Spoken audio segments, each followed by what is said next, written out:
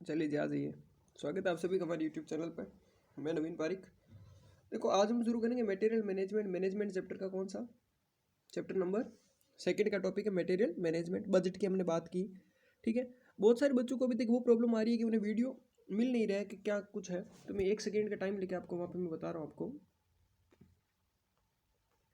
आपको देखो, जब भी आप हमारे चैनल को ओपन करोगे आपको ये वीडियोस लिखा हुआ मिलेगा। इस वीडियोस के आगे देखो आपको प्लेलिस्ट मिलेगी। जब आप इस प्लेलिस्ट में जाओगे और जब आप जाके आप देखो, ये देखोगे quick revision full 4th year latest video. तो इसमें जो 32 वीडियो दिख रहे हैं ये सारे 4th ईयर के वीडियो हैं, जो 4th ईयर के, ठीक है। कभी कभी क्या होता है मैनेजमेंट की क्लास में अगर एक वीडियो रहना पुट रहना छूट जाता है, ठीक है। और इसी तरह जैसे ओबीजी में कुछ वीडियो पुट रहना छूट गए, इसी तरह मैं बात कर रहा हूँ 3rd ईयर के लिए। तो देखो quick revision for exam 2022 BSc 3rd year. तो ये 2022 है ना, वही थ्योरी सिलेबस सेम है 2023 में। तो आप यहाँ से इस प्लेलिस्ट से 3rd ईयर के सारे टॉपिक देख सकते हो। और आप इस प्लेलिस्ट को ओपन करना हमेशा, कौन सी प्लेलिस्ट को, 4th ईयर की quick revision full 4th year latest video, ठीक है। तो मैं बार बार नहीं बोलूँगा, तो आप इसी प्लेलिस्ट को ओपन करके सारे वीडियो यहाँ पर अपलोड होते हैं उससे देखा करो, ठीक है। चलो शुरू करते हैं मटेरियल मैनेजमेंट। चलो शुरू करें। मटेरियल मैनेजमेंट क्या है उसकी डेफिनेशन से, कि material management is the define as the process of planning, acquiring, storing, moving and controlling material to effectively use facilities, personnel, resources and capital.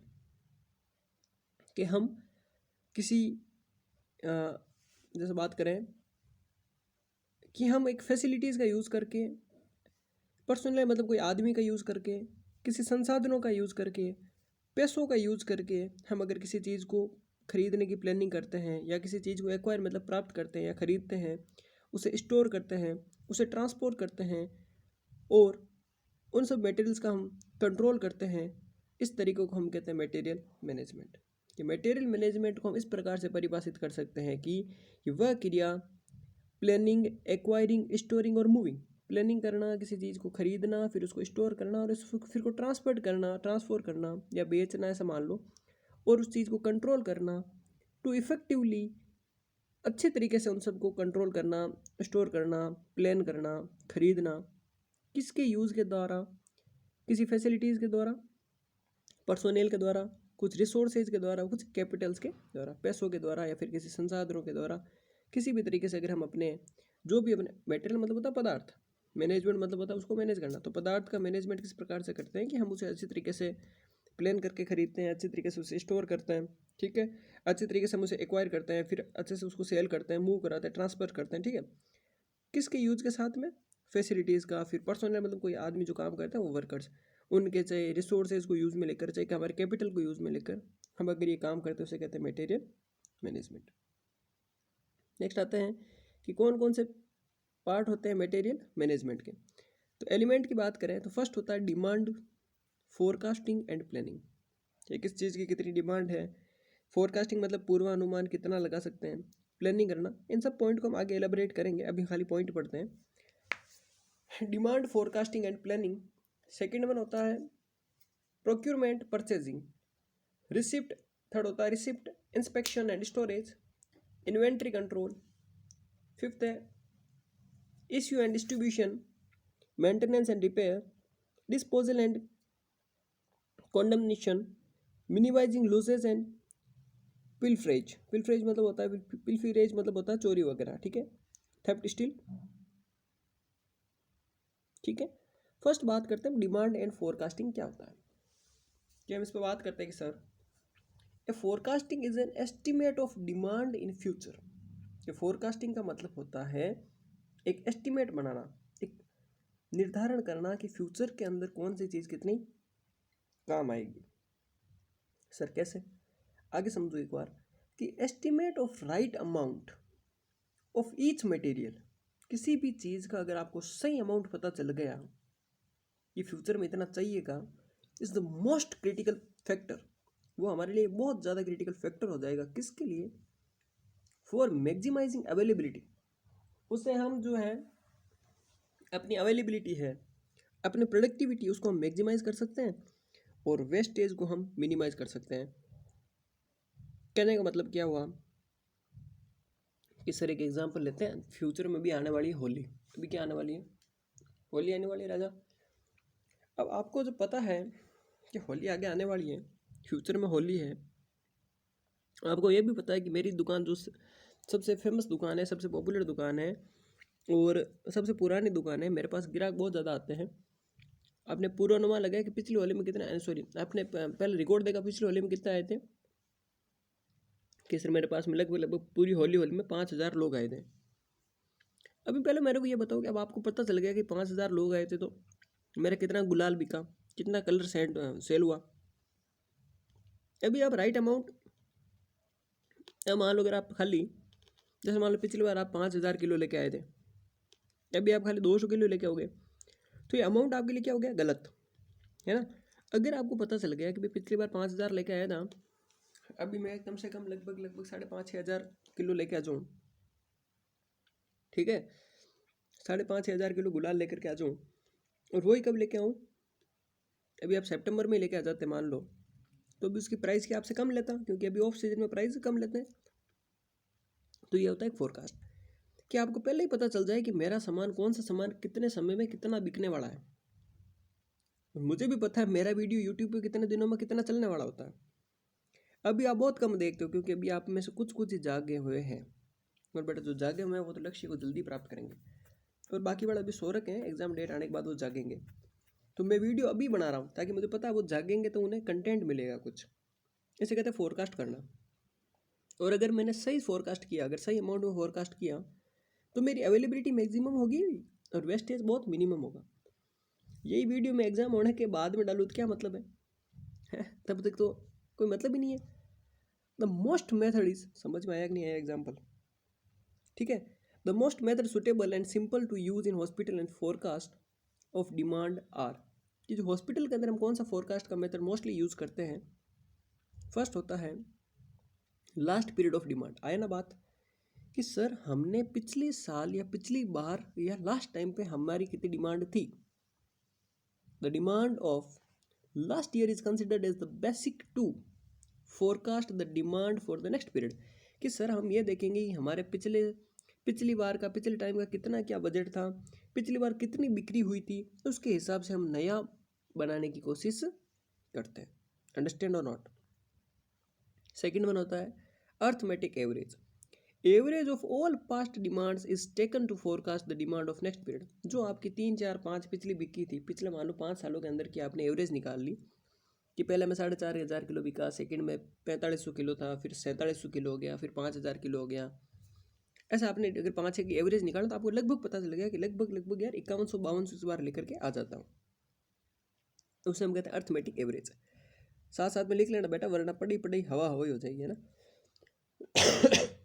Sorry, the average of all past demands is taken to forecast and demand of for next period.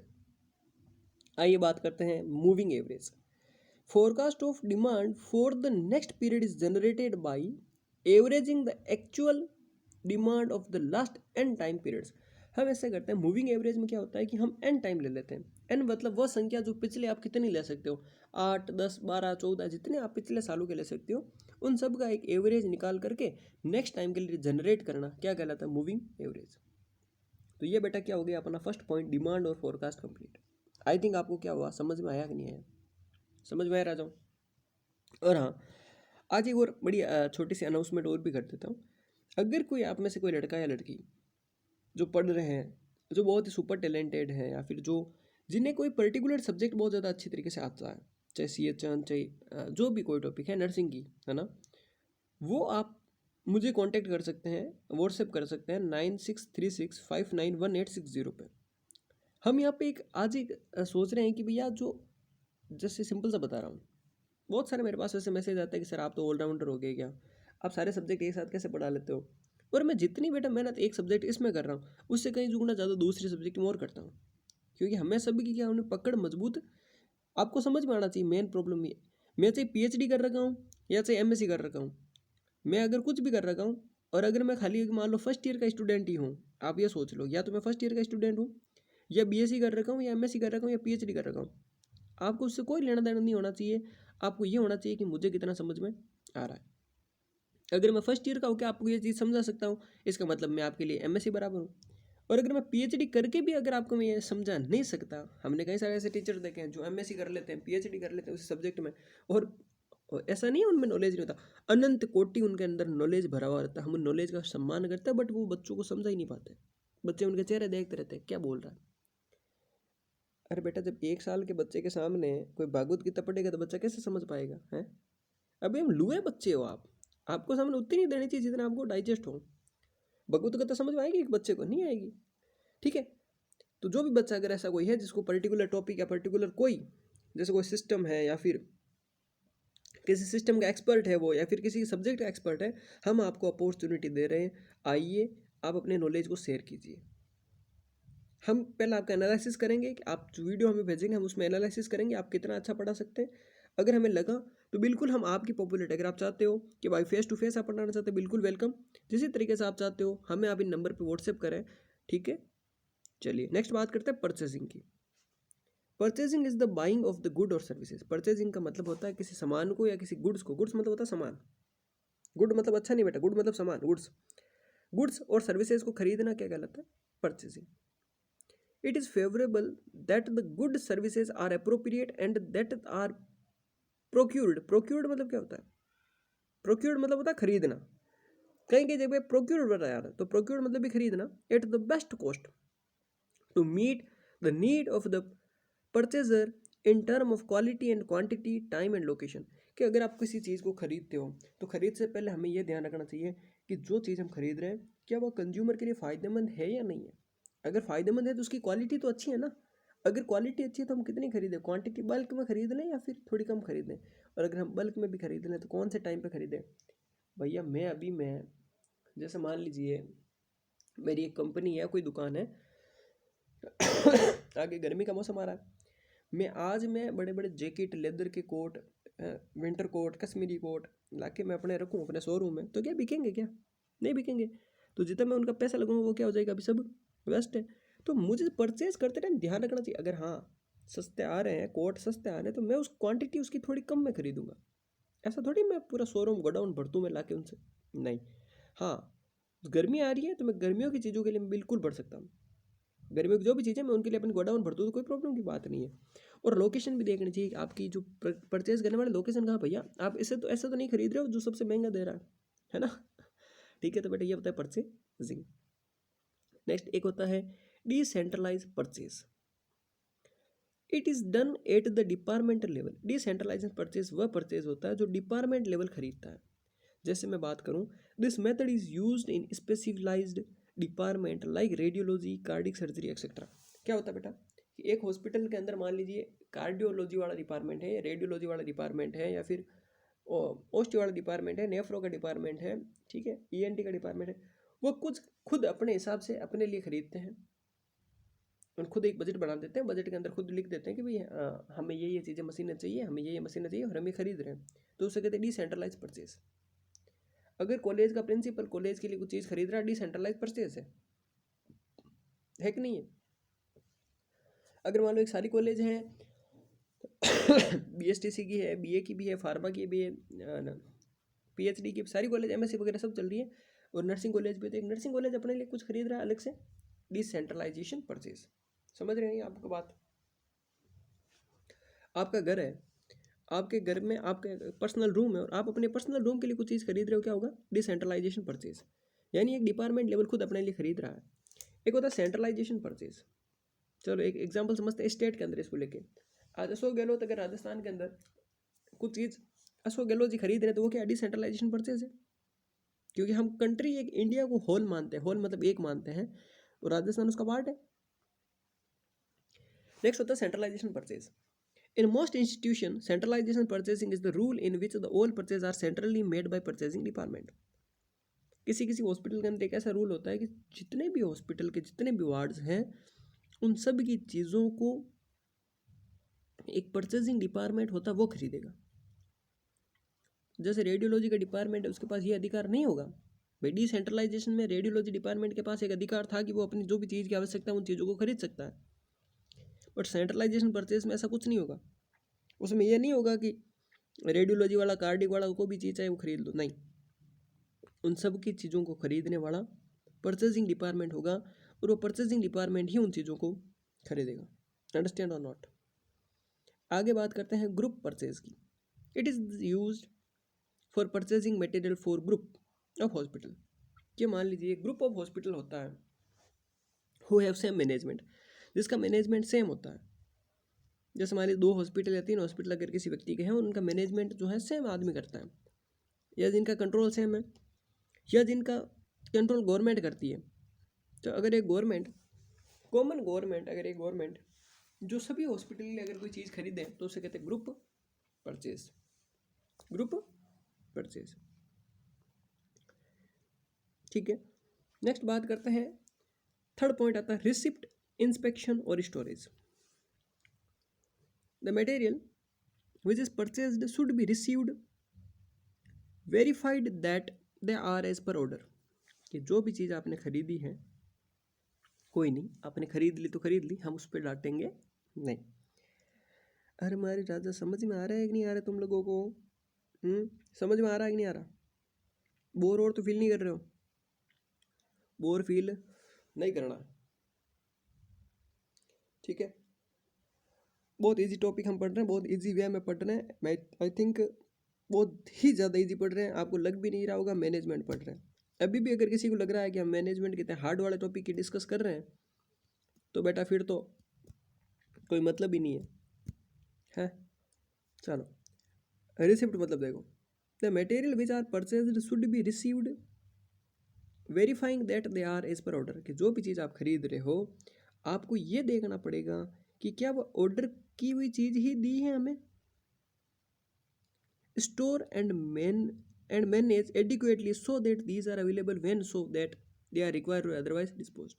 देखो, जो भी चीज़ आपने खरीदी है, सबसे पहले आपको ये देखना पड़ेगा कि क्या हमें इसकी ज़रूरत है क्या। चलो ठीक है, ज़रूरत है, आपने खरीद भी ली। फिर आपको ये देखना पड़ेगा जो चीज़ मैंने ऑर्डर की, क्या उसी हिसाब से ऑर्डर आया कि नहीं आया। ठीक है, जो ऑर्डर किया क्या वो ऑर्डर के हिसाब से आया कि नहीं आया। फिर आपको ये करना पड़ेगा कि आप उसको फिर स्टोर करना पड़ेगा, अच्छी जगह पर आपको स्टोर करना पड़ेगा।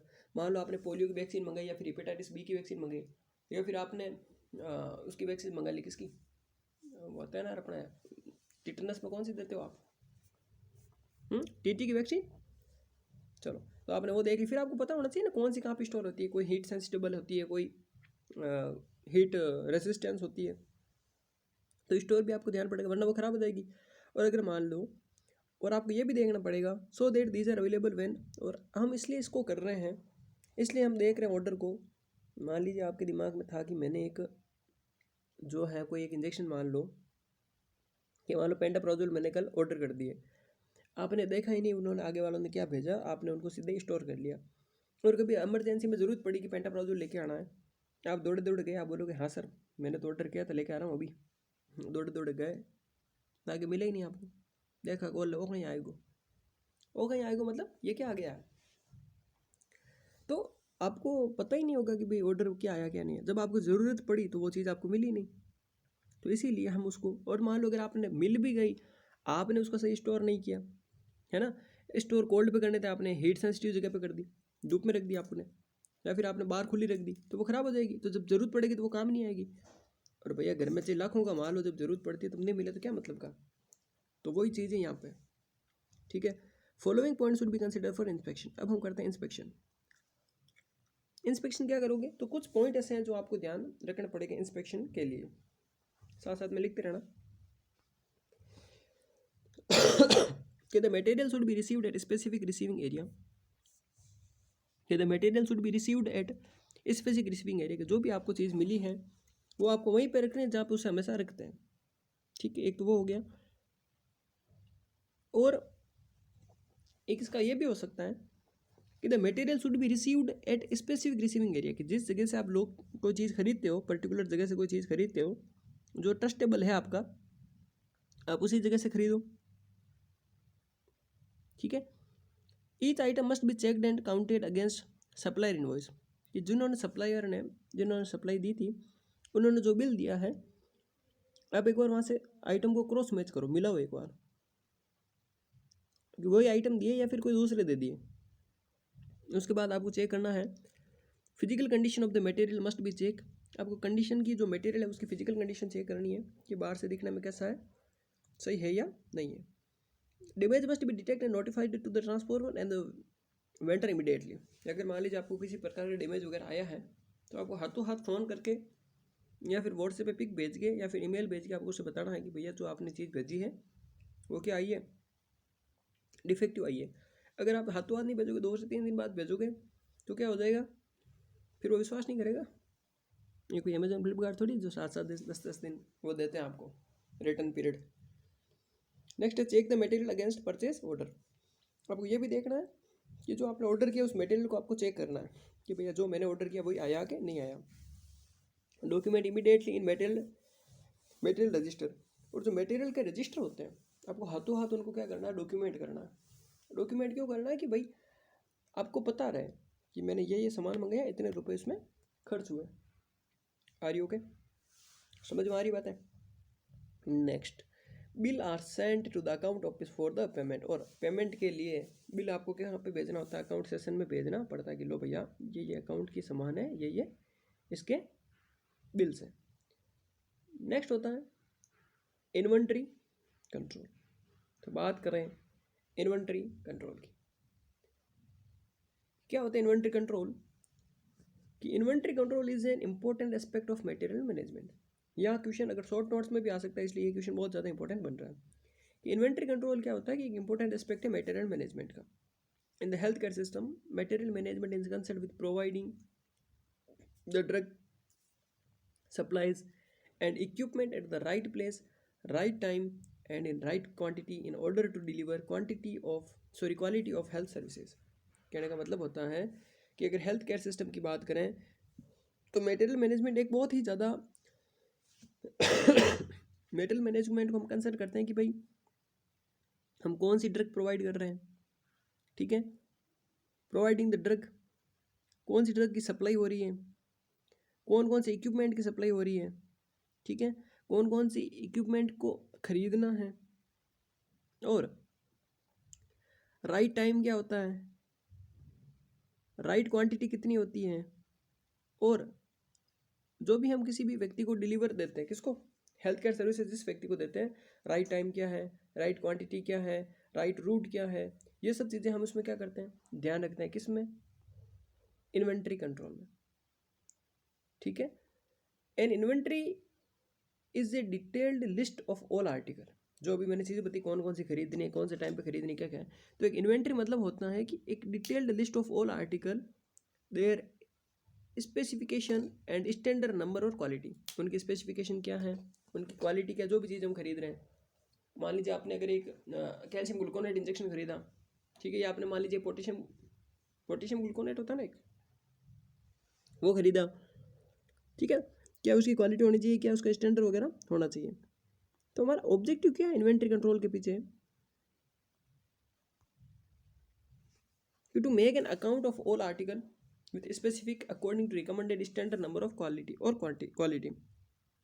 कि हमें सबसे पहले तो जो भी आर्टिकल्स हैं उनकी हमें एक लिस्ट बनानी पड़ेगी, ठीक है, with specific and recommended standard number और क्वालिटी। क्या हम उसके स्टैंडर्ड नंबर कितने क्या क्या हैं, या तो उनके नंबर के हिसाब से या फिर उनकी क्वालिटी के हिसाब से हमें क्या बनानी पड़ेगी, एक उनके आर्टिकल की लिस्ट बनानी पड़ेगी। To maintain an optimum level of supplies, to reduce और avoid carrying cost, to detect loss and damage, to reduce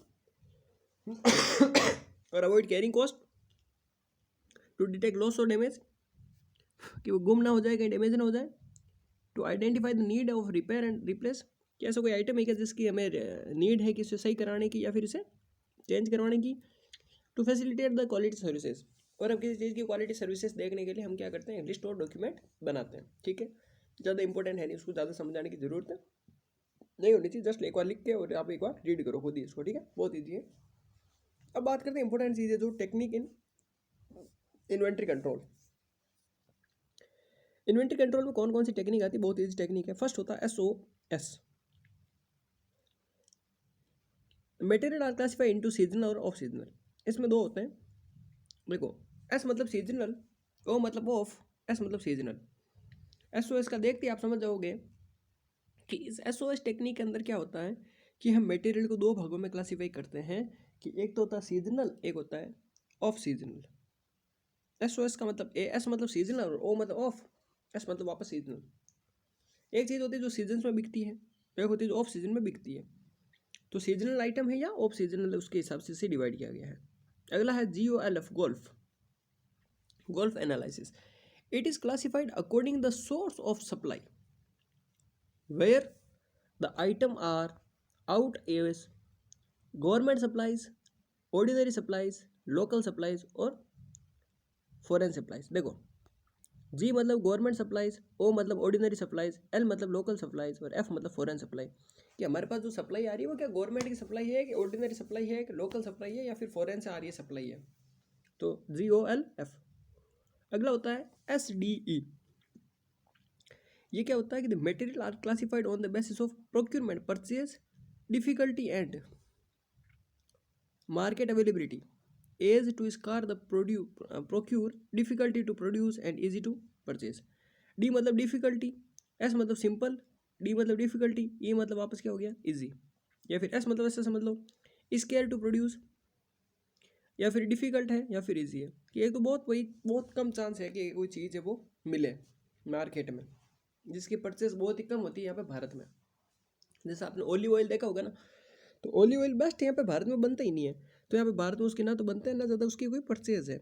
ठीक है, तो ये तीन हिसाब से डिवाइड किया गया, या तो इजी है मिलने के लिए, या फिर थोड़ा डिफिकल्ट है, या फिर बहुत ही स्कार है। ठीक है, नेक्स्ट है VED। VED मतलब होता है the store can be define as into vital, essential और डिजायरेबल।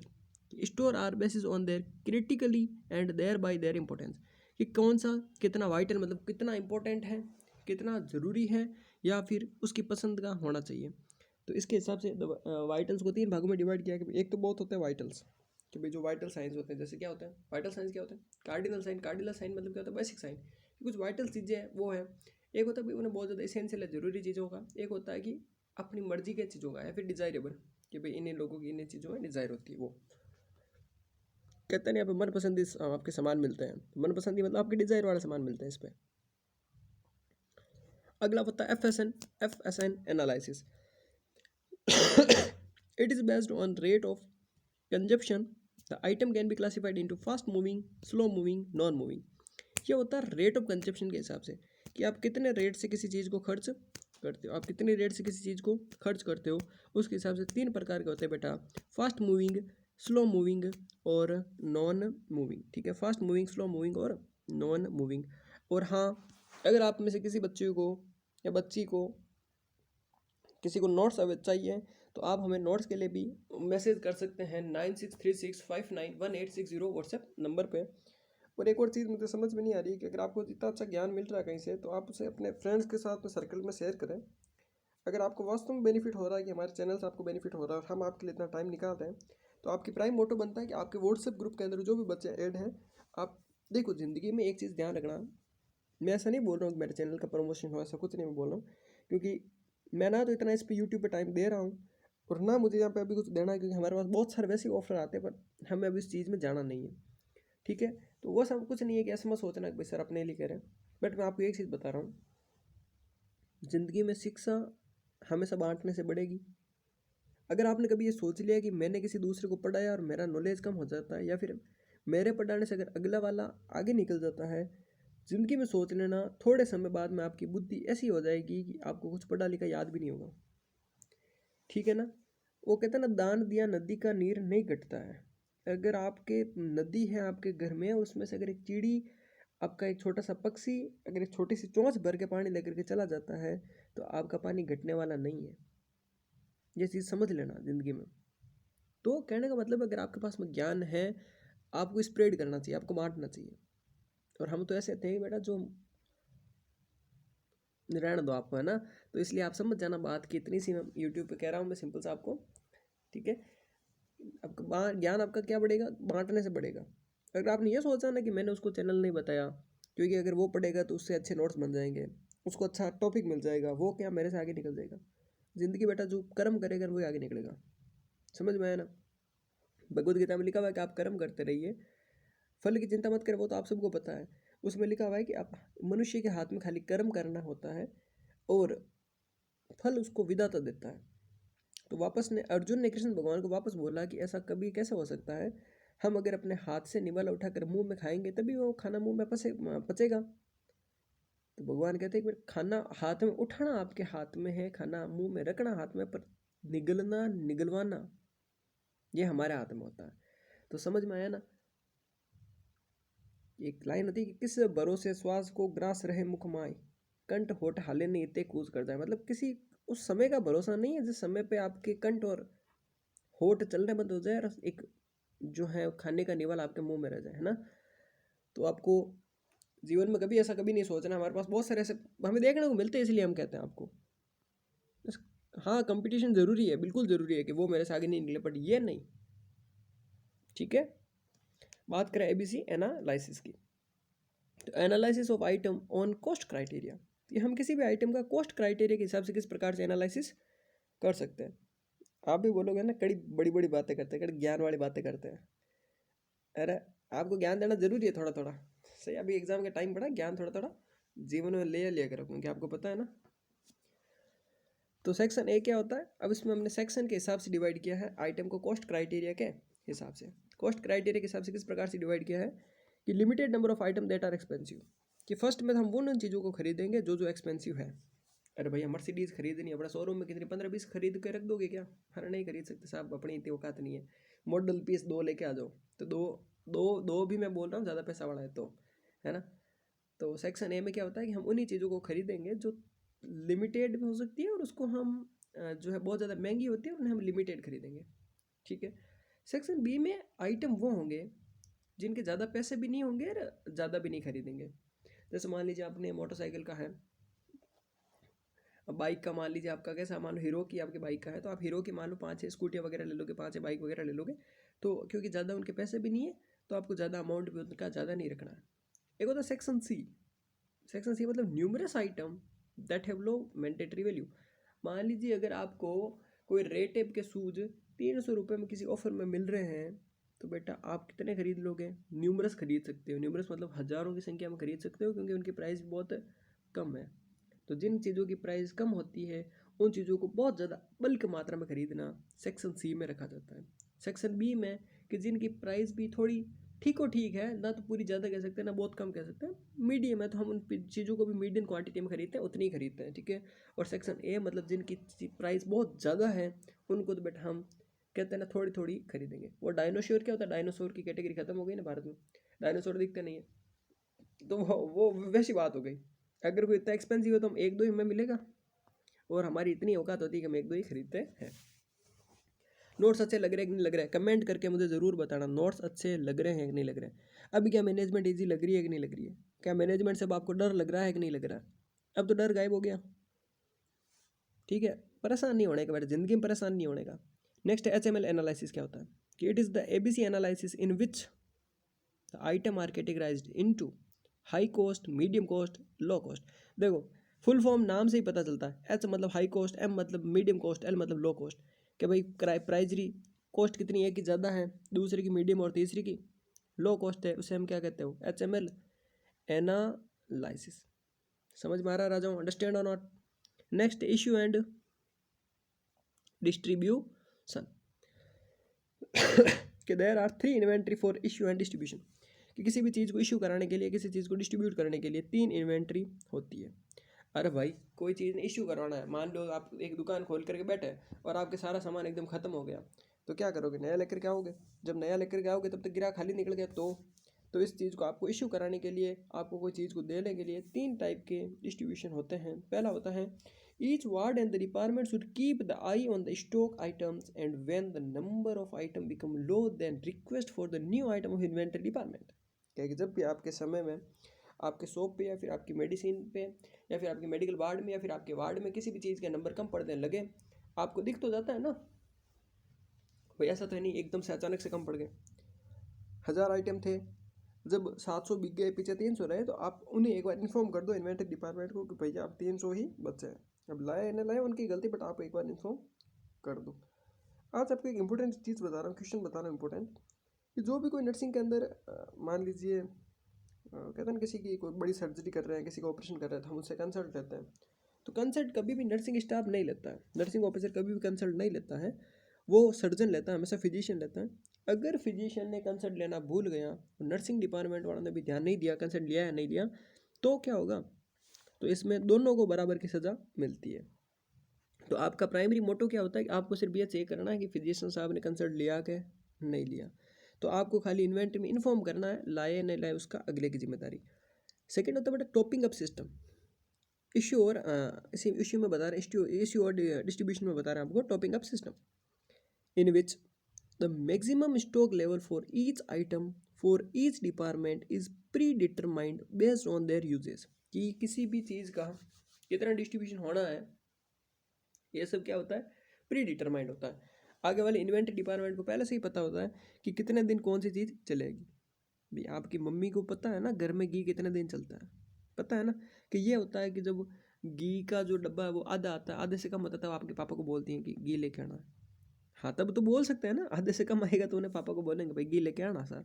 वो कौन सा पहला सिस्टम है। सेकंड और आपकी मम्मी को पता होता है 1 किलो घी लाए ना घर में, तो वो आपकी मम्मी बोल देगी भाई ये तो 7 दिन 8 दिन चलेला।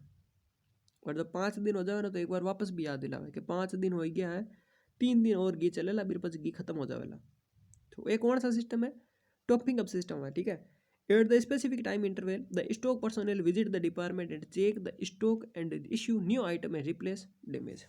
और क्या होता है, जब आपके पापा को पहले पता होता है ना, मान लो मम्मी को पता है 8 दिन, तो मम्मी ने किसको बोला? पापा को बोला कि भाई साहब हमारा 8 दिन अपने घर में घी चले। तो जब ऐसा उन्होंने बोला, किसने? आपकी मम्मी ने आपको, किसके? पापा को बोला आपके, कि 8 दिन अपन घर में घी चल रहे, तो जब 5 दिन होंगे ना, तो अब ऐसा तो है नहीं पूरे दिन पापा बिजी रहते हैं, बाहर घर में आते हैं ना, तो आते हैं तो वो किचन में भी आते हैं। और जब छुट्टियां होती हैं तो वो किचन में फिरते हैं ना, किचन में आके हाँ भाई क्या क्या सामान है, तो वो ऑटोमेटिकली 5 दिन होंगे तो सीधे घी पे डब्बे में हाथ डालेंगे। और घी खत्म है उन वालों यूँ, तो आपकी मम्मी बोलेगी हाँ यूँ घी खत्म है उन वालों, मैं तान क्यों नहीं 8 दिन ही चलिया करे। तो क्या ठीक है कि को नहीं, कल मन पाचो याद आवानी आप घी लेना आओ, तुम्हें घी लेना आओ। तो कहने का मतलब क्या हुआ है ना। और कभी कभी वो क्या मुंह से मात्र तो भाव घी वाला वो निकल जाता मारवाड़ी का।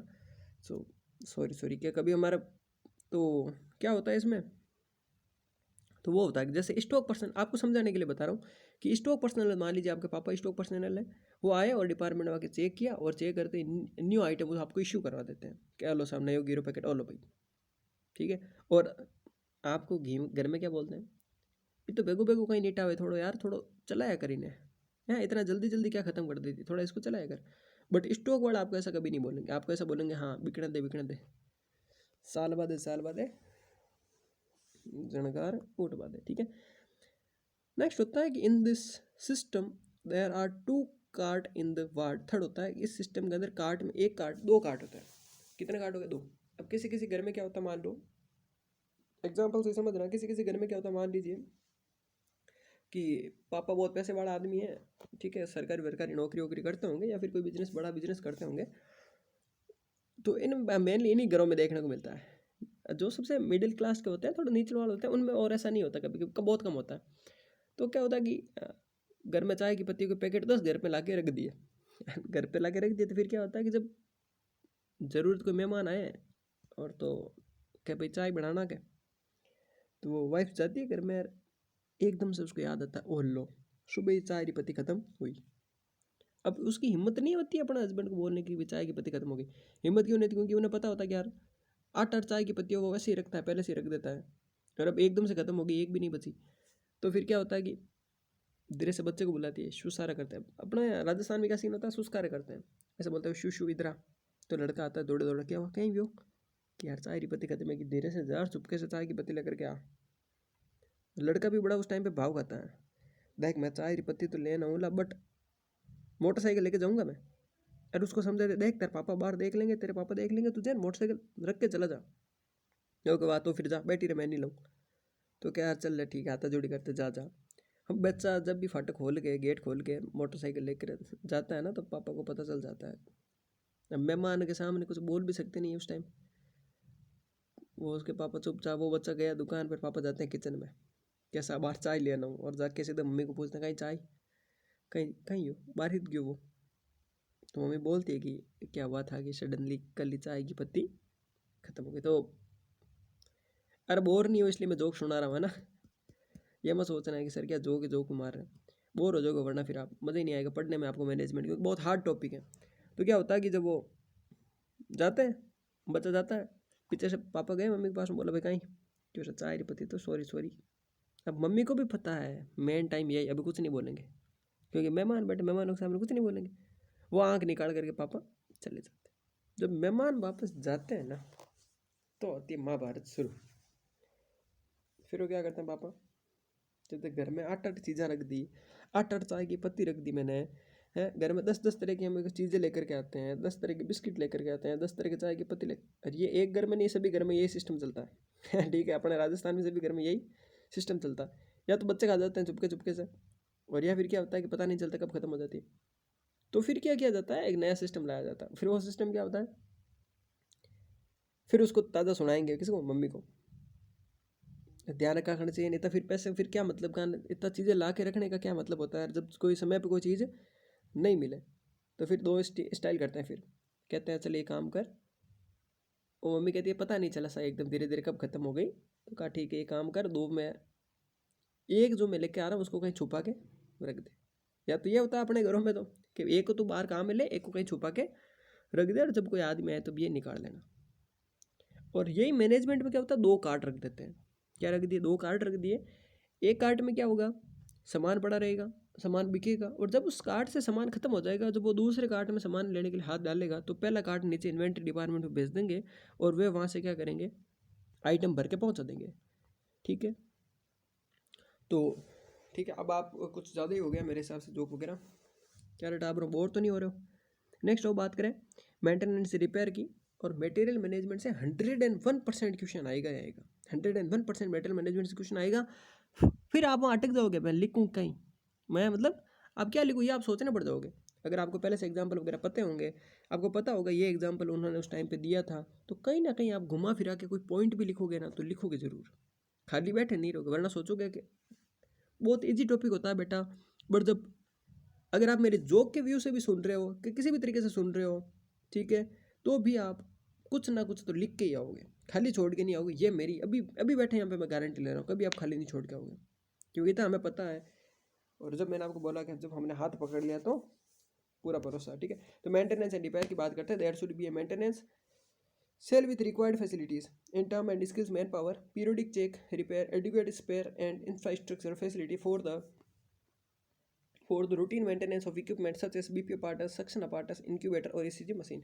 कि देखिए आपके जो डिपार्टमेंट आपका जो वार्ड है उसके अंदर एक ये भी होना चाहिए कि जो भी हो, चाहे 1 महीने से, चाहे 7 दिन से, चाहे 15 दिन से, चाहे 20 दिन से, एक ऐसा आदमी आए जो उन सारे मशीनों का रूटीन चेकअप करें कि भाई सही है या नहीं है। कहीं बीपीओ कोई कितना बीपीओ पार्ट्स ख़राब है, अगर वो ख़राब है तो उन्हें लेकर के जाएँ, और अगर तकनीक से छोटी बड़ी मिस्टेक आ रही तो उन्हें वो सही करके जाएँ, ताकि यह नहीं हो कि जब ज़रूरत पड़े तो वो काम नहीं आए। ऐसा नहीं होना चाहिए। अंडरस्टैंड। नेक्स्ट है लास्ट पॉइंट, 2 पॉइंट है लास्ट में, कि disposal and condemnation items with like disposals, I V set, linen, patient cloth, bowel tray etcetera, कि जो भी चीज़ें हैं जिन्हें डिस्पोज करने की उन्हें आपको डिस्पोजल के लिए जगह होनी चाहिए आपके पास में, और आपको डिस्पोज करना होता है उन आइटम्स को, और बाकी वालों को रखना होता है। ये हमने किस में पढ़े, एलिमेंट ऑफ मटेरियल मैनेजमेंट अभी हम पढ़ रहे हैं। और लास्ट पॉइंट है मिनिमाइजिंग लॉस एंड स्टोर, जिसे हमने कहा पिलीफ्रेज कहा था, पिलफ्रेज कहा था, कि इसमें क्या होता है कि आपको सीसीटीवी कैमरे भी रखने होते हैं, आपको लॉक एंड की मेथड भी यूज़ करना होता है to minimise theft for store, कि आपकी दुकान से कहीं आपकी जो दुकान, मैं देखो बार बार दुकान इसलिए बोल रहा हूँ क्योंकि आप हॉस्पिटल में से कोरिलेट नहीं कर पाओगे अभी। तो जब आप 2-3 बार पढ़ोगे तो आप ऑटोमेटिकली उससे आप खुद हॉस्पिटल बोल के कोरिलेट कर लोगे। कि to minimise theft from store, access to all stores building and storage should be limited, storage एक तो लिमिटेड होना चाहिए, अनेक अनसेंड आपने स्टोर भर दिया तो कहीं चोरी हुई तो सारा माल चोरी हो जाएगा। लिमिटेड रखना है, बहुत ज़्यादा भी नहीं रखना, क्योंकि आधे से ज़्यादा एक्सपायरी हो जाती है, आधे से ज़्यादा कोई लॉस भी हो जाए तो भी पता नहीं चलता है। ठीक है, घर के अंदर जो अलग अलग जगह पे अलग अलग रुपए बिक रहे होते हैं ना, उस घर वालों को पता भी नहीं होता मेरे रुपए कितने घर से कितने चोरी होते हैं, घर में कितने मेहमान आते हैं। मैं ऐसा नहीं कहता हर कोई मेहमान चोरी करता है, बट किसी किसी बच्चों की आदत होती है, छोटे बच्चों की आदत होती है, वो कुछ पैसे उठा लेते हैं। तो अगर आपने घर में बहुत सारा पैसा अलग अलग जगह पे बिखरा हुआ है, कहीं 10 का नोट आप किसी डायरी में रख देते हो, किसी जगह पे 20 का रख देते हो, किसी जगह सिक्के पड़े रहते हैं, तो फिर क्या होता है, वहाँ से लॉस होने की संभावना बढ़ जाती है। Locking and unlocking of A store and handling of की शुड बी स्ट्रिक्टली कंट्रोल्ड। आपको स्टोर की लॉकिंग, अनलॉकिंग, लॉकिंग कौन करता है, अनलॉक वापस उसे कौन करता है, किसके पास इस डिपार्टमेंट की चाबियाँ हैं, वो सब स्ट्रिक्टली कंट्रोल्ड होना चाहिए। ये हमने पढ़ा मटेरियल मैनेजमेंट की डेफिनेशन, एंड हमने उसके हमने एलिमेंट का डिस्कशन किया, और साथ के साथ हमने इन्वेंट्री कंट्रोल, जो कि एक शॉर्ट नोट में क्वेश्चन आएगा, उसको भी पढ़ा। 45 मिनट में हमने इनको कंप्लीट कर लिया। अंडरस्टैंड और नॉट? तो budget, principle of budget, material management, अब नेक्स्ट हमारा पढ़ेंगे PERT। ठीक है, थोड़ी देर में, या फिर अभी वीडियो आपके साथ में आ जाएगा। तो thanks, have a nice day. और अगर आपको वीडियो सच में अगर अच्छा लगा, आपको लगता है कि दिल से मुझे कुछ फ़ायदा हो रहा है, बेनिफिट हो रहा है, तो बिल्कुल आप कमेंट जरूर करें, और अपने सारे जितने भी व्हाट्सएप ग्रुप हैं उनमें शेयर करें। नोट्स के लिए आप हमें 9636591860 पे मैसेज कर सकते हैं। और जो टेलीग्राम चैनल है वहाँ पे आप, मैं नीचे लिंक दे दूँगा, आप वहीं से ज्वाइन कर सकते हैं उसको भी। ठीक है, और ये मैं नवीन पारिक आपको पूरा विश्वास दिलाता हूँ कि इससे बाहर ये क्वेश्चन नहीं जाएगा। इतना लिखा हो गया ना, कोई माई का लाल आपके नंबर नहीं काट पाएगा। और ये भी कोई नहीं हो सकता कि हमारे चैनल पर अगर कोई बच्चा आया रहा, जिन्हें कितना ही कमजोर भले ही हो, वो कुछ ना कुछ तो लिख करके आएगा। ठीक है, थैंक्स।